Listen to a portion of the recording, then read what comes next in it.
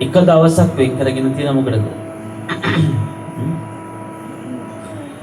බණ අහන්නයි, භාවනා කරන්නයි, ධර්ම සාකච්ඡා කරන්නයි. ඒවට එක දවසක් වෙන් කරන්න තියෙනවා. මං අහන්නේ මේ වගේ මිනිස්සු ජීවිතේ කන්න බොන්නත් මාසෙට එක දවසක් වෙන් කරගත්තා නම් අපි පොයට විතරක් උදේට කනවා, දවල්ට කනවා, රැටත් කනවා කියලා දාගමු. ඒ වගේ බැරි වේද ඒ වගේ අවශ්‍යමතාවයක් මාසෙට එකපාරක් කරන දවසක් කරගන්න පුළුවන්.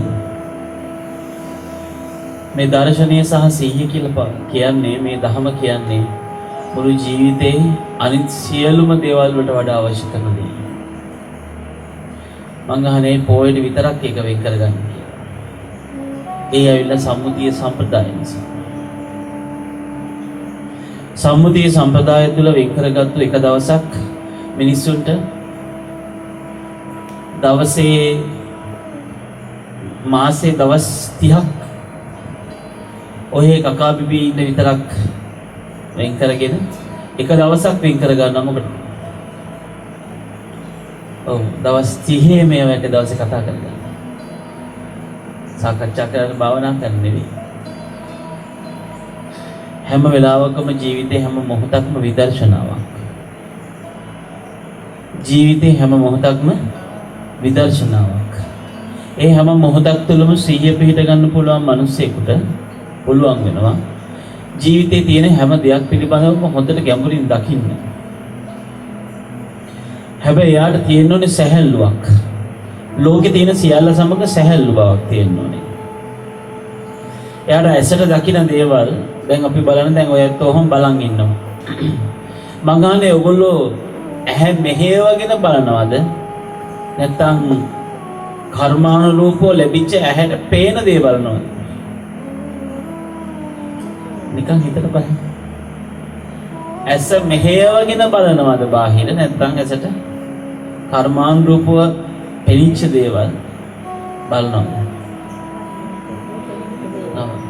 කර්මානුරූපව ලැබුණු ඇහැට පේන දේවල් ටික බලනවා. මං අහන්නේ බාහිර ලෝකයේ තුලින් කර්මානුරූපව ඇහැට පේන දේවල් ටික බලනකොට ඇයි එහෙනම් ඕගලන්ට හිතෙන දේවල් ටික පේන දේ ඇස්සේ කරගන්න හදන්නේ?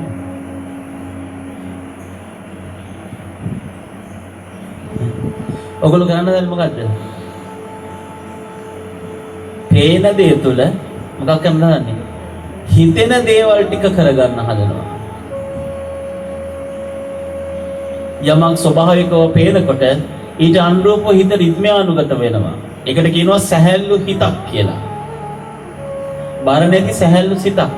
පේන දෙයට අනුරූපව ක්‍රමානුකූලව රිද්මයානුගත වෙනවා. සැහැල්ලු හිතක් නිදහසේ ඒ පේන දේත් එක්කලා සිතුවිලි ටිකක් පහළ වෙනවා. ඒ පහළ වෙන දේවල් ටික මොකද කරගන්නේ? ස්වභාවිකව පහළ වෙන රිද්මයට නැතුව මිනිස්සු ස්වභාවිකව පේන සියල්ල තමන් කාලයක් පුරුදු කරපු රිද්මයට අනුව මොකද කරන්න හදන්නේ? ඔව් මේ සිත ඇතුලෙන් පේන දේට අනුව තමන්ට ඕන දේ ඒ පේන දේ තුලින් කරගන්න හදනවා. තමන්ට ඕන දේ ඒ පේන දේ තුලින් කරගන්න හදනවා. එතකොට කවදාකවත් මේ මනුස්සයාගේ විශ්ව ඥානය මනසේ ඇති වෙන්නේ නැහැ. මිනිස්සෙකුට විශ්ව ඥානය ඇති වෙන්නේ නෑ, යමක අවබෝධය ඇති වෙන්නේ නැත්නම් මේ විශ්වයේ තියෙන ඥානය මිනිස්සෙකුගේ මනසට කාන්දු වෙන්න පටන් ගන්නෙ ස්වභාවිකව පේන ඇයෙන ඊළඟට ඒ සියලුම රූප ශබ්ද ගන්ධ රස ස්පර්ශ කියන මේ පහ ස්වභාවිකව මිනිස්සුන්ට නිදහසේ ලැබෙනකොට ඊට අනුරූපව මේ සිත ක්‍රියාත්මක වෙනවා ඒ නිදහස් රිද්මයකට. අන්නේ නිදහස් රිද්මයට අනුගත වෙන්න පුළුවන් විදිහේ නිදහස් බවක් ඇති කරගත්ත මිනිසෙකුට තමයි විශ්ව ඥානීය කාන්දු වෙන්නේ. නැත්නම් විශ්ව ඥානයට අවසරයක් හම්බ වෙන්නේ. විශ්ව ඥානය යාට තේරෙන්න ගන්න. විශ්ව ඥානය තුළින් යාට ලෝකෙ පේන්න පටන් ගන්නවා. එහෙම වෙන තුරුම හැම කෙනෙක්ම ඉන්නේ තමන් හදාගත්තු මතවාද සහ තමන් තෝරගත්තු යම් යම් පූර්ව කර්ම නැත්නම් ක්‍රියා. කොටස් ගොඩක් තමන්ගේ පුරුද්දට අනුරූපව පේන, ඇහෙන, දකින, විඳින සියල්ලම පරිවර්තනය කර ගැනීමේ උත්සාහයක පීඩාවක තමයි නියුක්ත වෙලා ඉන්නේ අනිත් සියලුම ලෝකීය මිනිස්සු. ඒ නිසා ඒගොල්ලන්ට මේ ස්වභාවිකව තියෙන රිද්මයත් එක්කලා එකතු වෙන්න කවදාකවත් ඒගොල්ලන්ගේ ජීවිතය තුළ ඒගොල්ලන්ගේ අර බලයෙන් විධාන කරගන්න සිත ඉඩ දෙන්නේ නැහැ. ඒක මොන සිතක්? විධාන කරගෙන ඉන්න සිතක්. ඒ විධාන කරගෙන ඉන්න සිත ඉඩ දෙන්නේ නැහැ යාට කොයි වෙලාවකවත්. එයාව පුරුදු කරවනවා එකම දෙයකට. එයාව පුරුදු කරවනවා එකම තැනකට. ඒ නිසා නිදහස් මනස හැම වෙලේකම හැදෙන්න නම් එයාට මේ දකින්නකොටම දැන් බලන්න මේ ස්වභාවිකව බලගින්නකොට අපිට ඔහොම දකින්න හම් වෙනවා. ඔහොම දකින්න හම් වෙනකොට ඒ දකින්න කරන සියලු දේවල් දිහා ටික වෙලාවක් අරමුණු කරගෙන ඉන්නකොට අපිට සිත දිහා බලන් ඉන්නකොට ඒ සිත ඇතුලේ අරමුණු කරන දේත් එක්ක යමක් ගලාගෙන යනවා. අරමුණු කරන දේත් එක්ක පළවෙනි ෂණේම ගලන සිතේ ධාරාව තමයි ස්වභාවික රිද්මය. ඒ පළවෙනි ෂණයෙන් ගලන ධාරාව ගලන්න පටන් ගන්නකොටම සාමාන්‍ය මිනිසයා ඊළඟ ෂණයේදී ඊළඟ අවස්ථාව තමන්ට ඕන විදිහට ඒ ධාරාව මොකද කරගන්නේ? පරිවර්තනය කරගන්නවා හැතුලෙම. එයා පරිවර්තනය කරගන්නේ අලුත් වීමක් නොව. එයා ඒ ධාරාව පරිවර්තනය කරගන්නේ තමන්ට පුරුදු පරණ සිතට අනුව. මොන සිතටද? තමන්ට පුරුදු පරණ සිතට අනුව මොකද කරන්නේ? ඒ ධාරාව පරිවර්තනය කරගන්න. ඒ පරිවර්තනය කරගන්නකොට ඒකට ඇතුල් වෙන්න එක නමයි. මොකද්ද? වෙනස් නොවීම කියන නම. මොකද්ද? වෙනස් නොවීම කියන නම ඇතුල් වෙනවා. යමක් වෙනස් නොවී පවත්වා ගැනීමේ හැම සිතුවිල්ලක්ම මිනිසෙක්ගේ සිත ඇතුලේ මොනවද? හැම ශරණයකදීම විද්‍යමාන වෙනවා. ඒක තමයි ඔයගොල්ලෝ සසරේ පුරුදු කරපු ශාපේ ඔයගොල්ලන් ලැබිලා තියෙන උරුමය. කවදාකවත් ඔයගොල්ලන්ට මේක මේ විදිහට තෝරගත යුතුයි කියලා හිතන විදිහට මේ හිත හැදිලා නැහැ. ඒක තමයි ස්වභාවයෙන් ඇවිල්ලා තියෙන ක්‍රමය. මොකද ප්‍රතිවිරුද්ධ ධර්මතා දෙකක් හැම වෙලේම ඉදිරිපත් වෙනකොට තමයි එක්කෝ ඒ බාහිර තියෙන ස්වභාවික දෙයට එකතු වෙන්න ඕනේ. එහෙම නැත්නම් මේ බාහිර මේ තමන් විසින් විධාන කරගන්න දෙයට එකතු වෙන්න ඕනේ. ප්‍රතිවිරුද්ධ ධර්මතා දෙකක් හැම වෙලේම තියෙනවා නම් ඒ ප්‍රතිවිරුද්ධ ධර්මතා දෙක ආකාර දෙකකට මිනිසුන්ගේ ජීවිතය තුළ ක්‍රියාත්මක වෙනවා. හැම වෙලේම ප්‍රතිවිරුද්ධ ධර්මතා තුළ පවතින්නේ කොයි වගේ දෙයක්ද? පවතින්න පුළුවන් දෙයක්ද? ප්‍රතිවිරුද්ධ ධර්මතා තුළ පවතින නවතින්න පුළුවන් දෙයක්ද? කියන්න ප්‍රතිවිරුද්ධ ධර්මතා දෙකක් මුණ ගැහෙනවා. අපි කියමු කළු සුදු කියලා දෙකක් මුණ ගැහෙනවා. එතන උස මිටි කියලා දෙකක් මුණ ගැහෙනවා.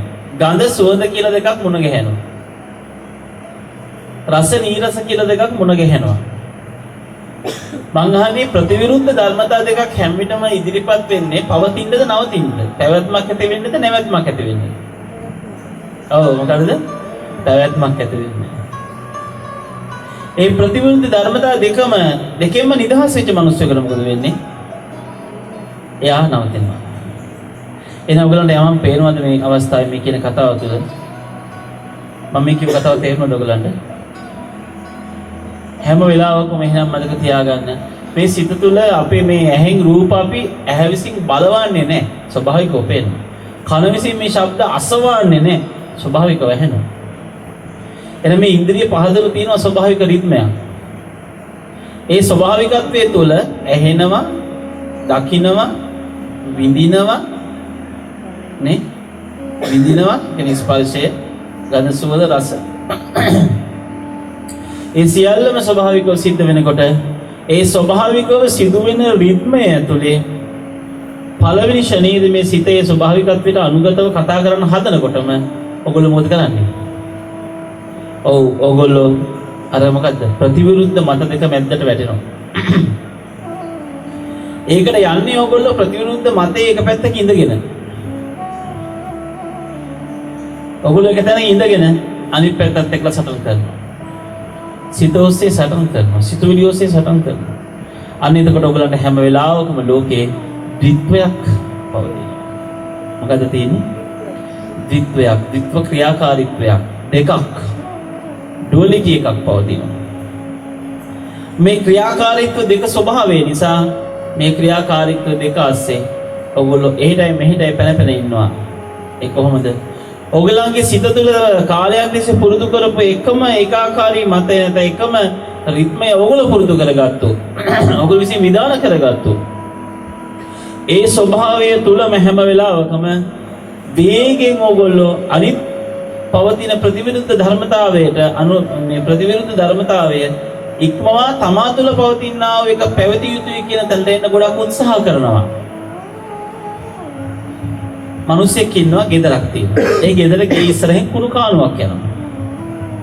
ඒ කුණු කානුව යන්නේ වතුර එන වෙලාවට විතරයි. වතුර නැති වෙලාවට මේ කානුවෙන් ගඳ එන්නේ නැහැ. නමුත් කුණු කානුවක් ගේ ඉස්සරහා තියෙනවා. මං අහන්නේ වැස්ස වෙලාවට මේ මිනිස්සයා පුළුවන් තරම මේ කානුවට සුද්ධ කරගන්න වතුර එන්න සලස්සලා අවසන් වුණාට පස්සේ ටික දවසක් කොහොම යද්දි කොච්චර උත්සාහ කළත් මේකේ එන ගඳ නවත්ත ගන්න බැරිම මෙච්ච මිනිස්සෙක් අවසානයේ මොකද කරන්නේ? මොකද කරන්නේ?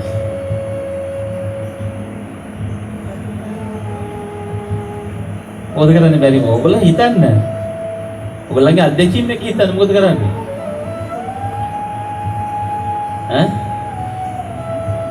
කරන්න තියෙන ඔක්කොමත් කරලා ඉන්න මොකද කරන්නේ?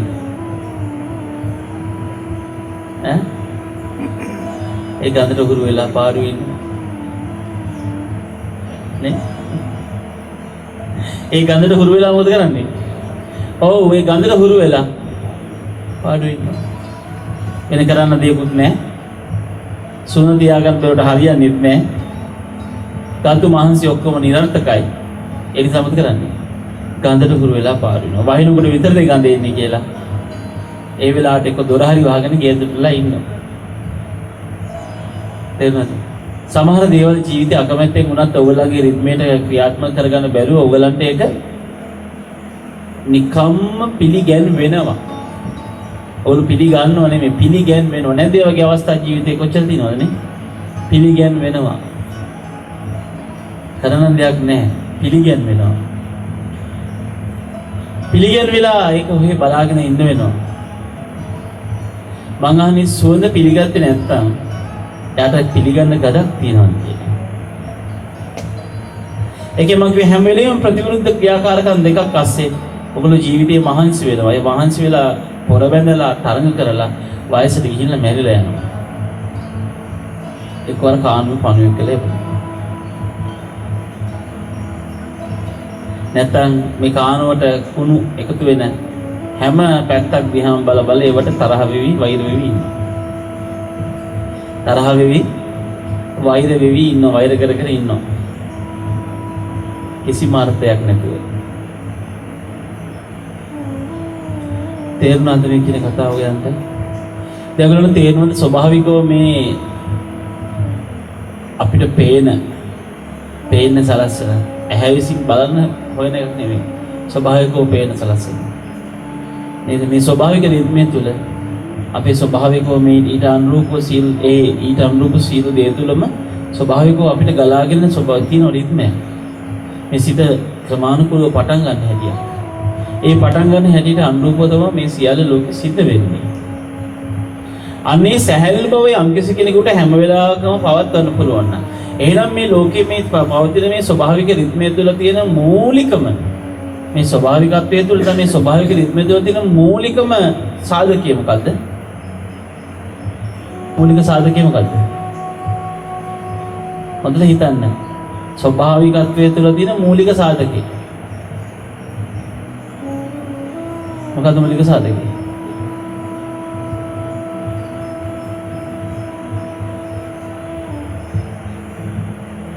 මොකද්ද ස්වභාවිකත්වයේ තුළ තියෙන මූලික සාධකය?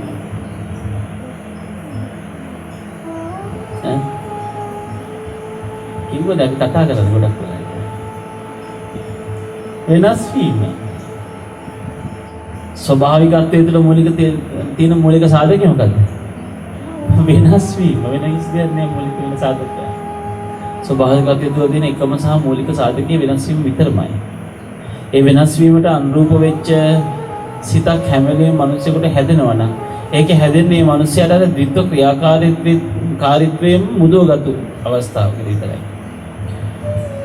අර ද්විත්ව ක්‍රියාකාරීත්වයෙන් මුදව ගන්න. ඒතර ද්විත්ව ක්‍රියාකාරීත්වයෙන් මුදව ගන්න කියන්නේ මොකද්ද? ද්විත්ව ක්‍රියාකාරීත්වය තුල Tamanට දැන් සුවදට යන්නෙත් නැහැ, ගඳට යන්නෙත් නැහැ. නින්දාවට යන්නෙත් නැහැ, ප්‍රශංසාවට යන්නෙත් නැහැ. ලැබෙන එක තුල සතුටින් ජීවත් වෙනවා.